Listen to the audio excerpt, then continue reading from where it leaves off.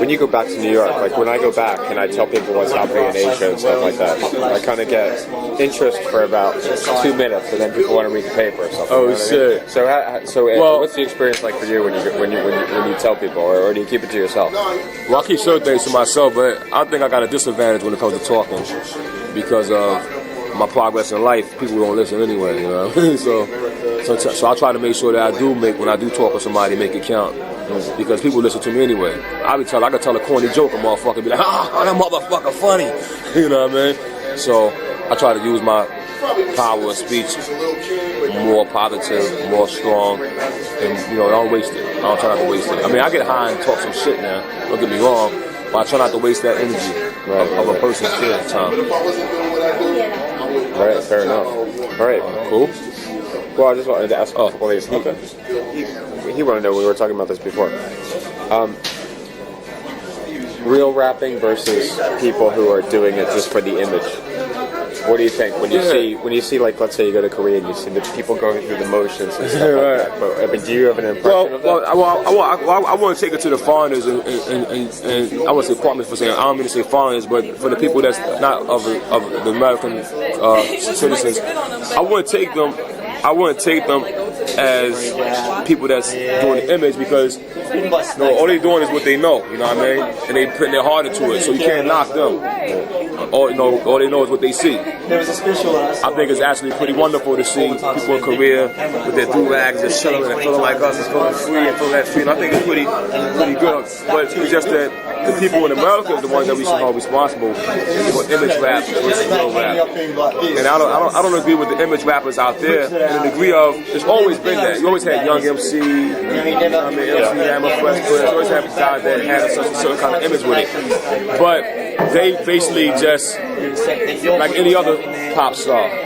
But a true MC and a true hip-hop rapper changes your life. It changes your whole idea, you know what I mean? Public Enemy, like you said, had you feeling like some shit you didn't feel before. I still feel that way. Right then. Yep. So that's the difference right there. And I think that the artist is responsible right now, to keep it real, you know what I mean? Because, some guys get into it for the money, you know what I mean? That's what they get into it for. That's what they're going to reap what you sow. You know what I'm saying?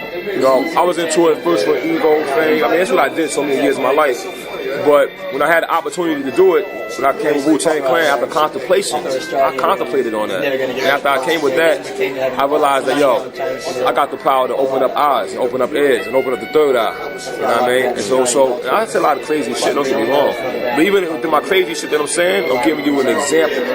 I did a group called the Grave Diggers. And I called the Grave Diggers, I called that album, I called it Shock Therapy. You know what I mean?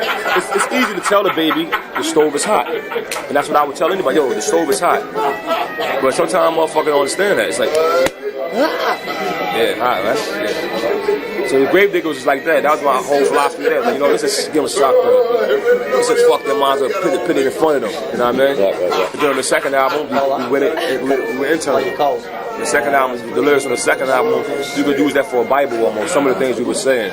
You know what I mean? Dealing with like, I think it was one song I had called the 12 Jewels, dealing with the pre-existence of the mathematical biochemical equation. This is a big sentence within itself. The pre-existence, that was existed before the mathematical biochemical equation. And what is the mathematical biochemical equation? Our body is a mathematical biochemical equation. You have the proper amount of every element inside you to compose your body, the proper amount of everything. One DNA fuck up, the nigga got a mutation. You know what I mean?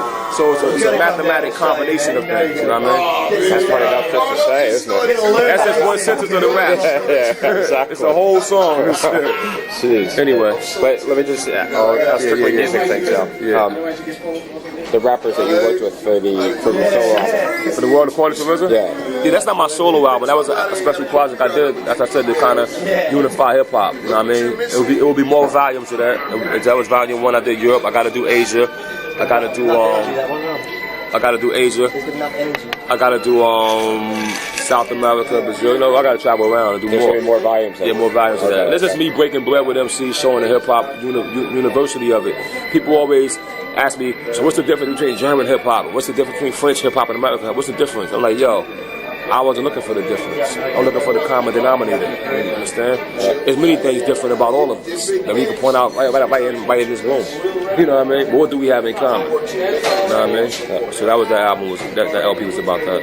And you got a solo album coming out? I have a solo album coming out. Yeah, called "Birth of a Prince." And you did some of it last night. It's pretty funky. It's awesome shit this time.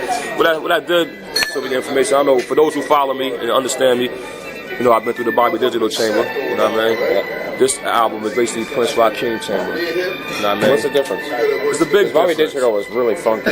Yeah. But at the same time, the lyric content and the attitude of the person